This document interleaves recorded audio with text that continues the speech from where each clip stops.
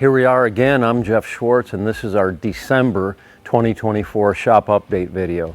Let's take a look at what we got going on this month. So we've got some new arrivals this month. This one is a 1973 Corvette, as you can see, and the owner bought this car brand new. It has not been on the road in 20 years.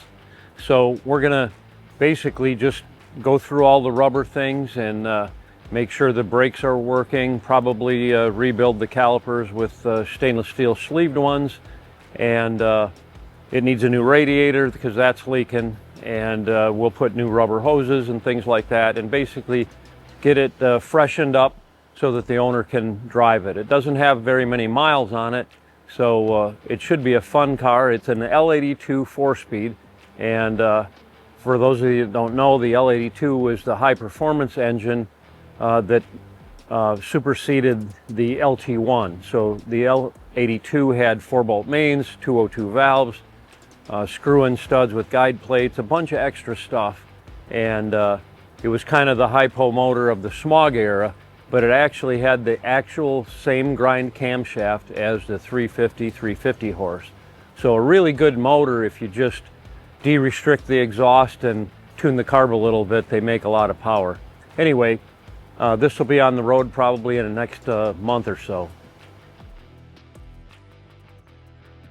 And we also got this really clean square body Chevy pickup from Texas. As you can see, it's got the cool two-tone paint, very 70s, and this will be getting a G-Machine chassis. So yes, you can order a square body G-Machine chassis now, and we will also be offering a two-wheel drive pre-runner off-road chassis for the square body. So either one of those, if you're interested, you can order them right now, and this will be the first one hitting the road. And the new projects are literally piling up. We've got a 53 Cadillac Eldorado Seville up top. We've just 3D scanned it, and we'll be engineering a G-Machine chassis for that. And then we also have this, I don't want to call it beautiful, but this good basis for a project, 1955 Chevy hardtop, as you can see there. Almost all the two-doors you see nowadays are post cars, and it's really rare and hard to find a hardtop. So this one we'll be doing the full build on, and I can't wait to get started on this. First order of business is going to be media blasting it and see what we've got left.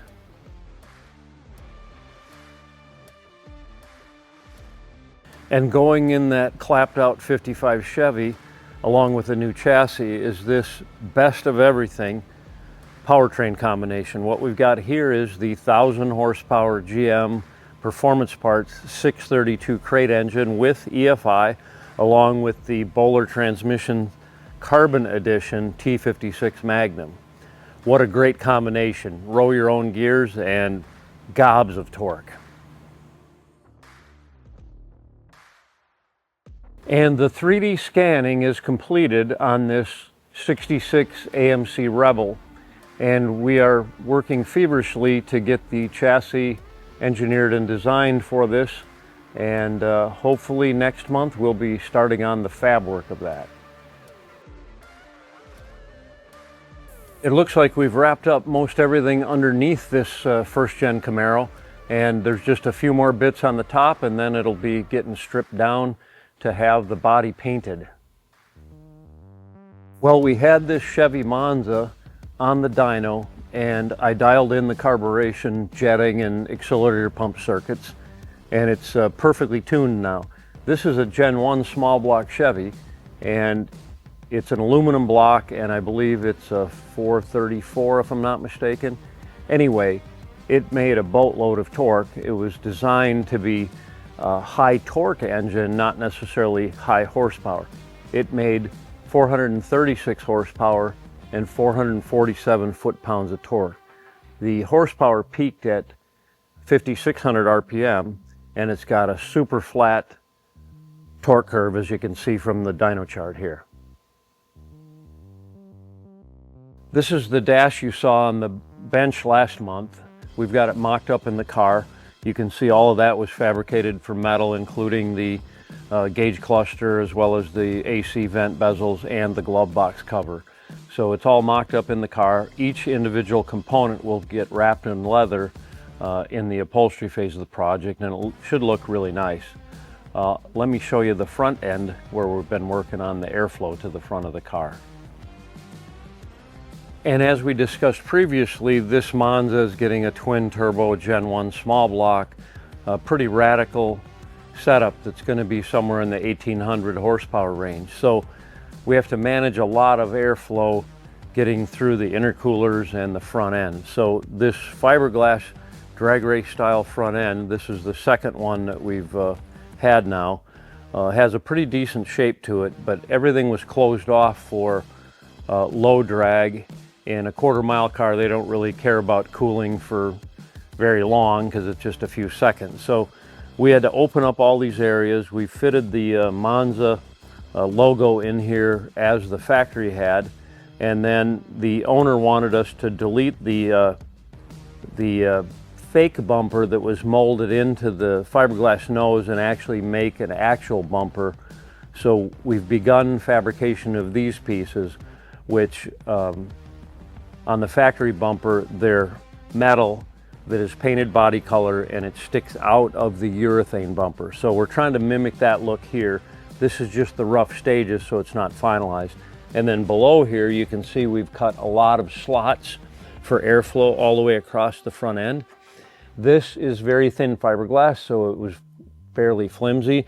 So we made metal reinforcements with the same slots, and then those have been panel bonded in the back of this fiberglass structure so that they can be add some rigidity to it, so these little veins in between the openings don't flex or break. So that's where we're at this month. We're going to finish fabricating this bumper and round the corners and wrap it around, and then we should be almost wrapped up with the fab stages of this project. We're in the final stages of chassis fitment on this Mustang project. We did a lot of sheet metal repair that I showed you last month, and now we're just final fitting the chassis. We had to tweak a couple things on the chassis because there's been a lot of metal work done on this throughout the life of the car. So almost ready to pull the chassis out and get to body work in the car.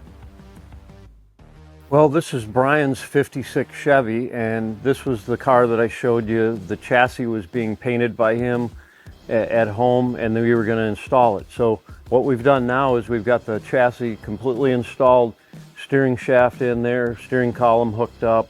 We've got the hydraulic clutch mechanism in there, and we've fabricated the complete exhaust system for his small block Chevy powertrain. So this will be real close to going back to him. We also had the drive shaft made up, so he'll be doing the final assembly and painting at home, and can't wait to see him driving this on the street pretty soon. This is the '70 Roadrunner with the gigantic Ray Barton old school Hemi in here, and we've got the air cleaner lying on there. However, the base of the air cleaner, the spacing of the two holes that go on the carburetor are for a factory intake manifold. This is an aftermarket intake manifold, and the spacing on the circles for the carburetor are in a slightly different location. So we will be refabricating the base of that air cleaner so that the circles will line up with the carburetors, and then we'll be able to mount that factory air cleaner on the aftermarket intake here. We've made a lot of progress with all the components here. We've fabricated coolant pipes, and we've got almost all of the components mounted here in the engine bay. But that's a last little, I guess you'd call it a bump in the road, but this is normal for us when we're trying to do, you know, fit factory things and give it like a factory look with aftermarket components. So kind of goes with the territory. Anyway, that's what we got on this one. If you've been following myself and Schwartz Performance for a long time, you probably realize that I got my start doing low buck projects. And the first one that gave me notoriety was my '82 Fleetwood Brougham Cadillac that I bought for $750. off a seedy used car lot in El Paso, Texas. And then my next low buck project was the Flying Turd, which was a 73 Chevy Vega. It was brown, hence the name Flying Turd. And I put a 5.3 liter all aluminum LS out of a Buick Rainier in it. There was 5 magazine articles on the car, and you can probably Google that, Schwartz Vega, if you want further info.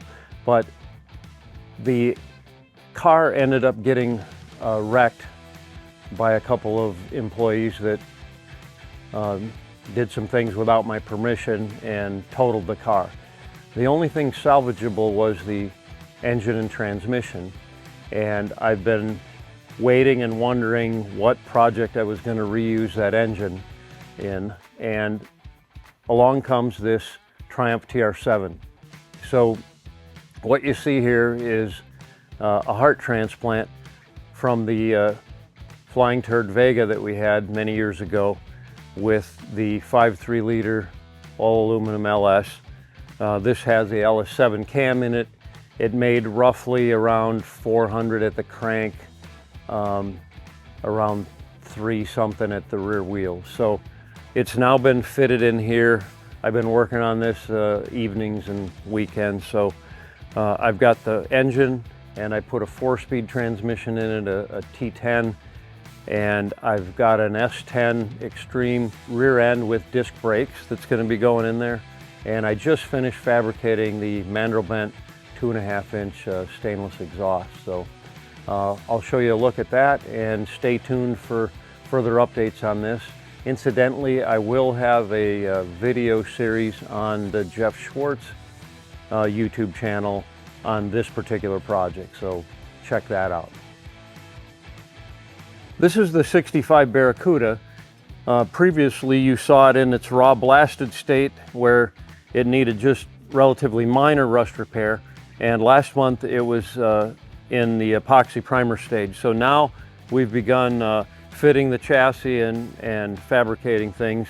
So the floor pans had a little bit of rust in it, so we replaced the rear floor pans and are in the process of doing the front floor pan. The trans tunnel where it meets the floor pans had a little bit of rust. You can see the piece here on the floor in front of me. And so we are in the process of fabricating a trans tunnel to clear this trans. This is getting a Hellcat powertrain, as previously mentioned. And we've got the G-Machine chassis fitted. We've got one of the mini tubs done.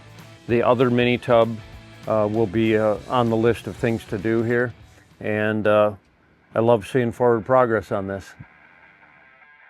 So what you see here is not a Schwartz G-Machine chassis, but this is the Schwartz Baja Series Chassis. So what we've got here is a 2-wheel drive off-road pre-runner style chassis for the Ford F250. We also have this available for the GM square bodies as well as the F150. So if you're interested in something like this, it gives you off-road capability to blast across the open desert, or a plowed field, or any type of rough terrain. Long travel suspension on both ends, a real beefy design. And yes, we are in the off-road chassis business now. After driving this Mercedes extensively, now we're in the final dialing in stages of the build.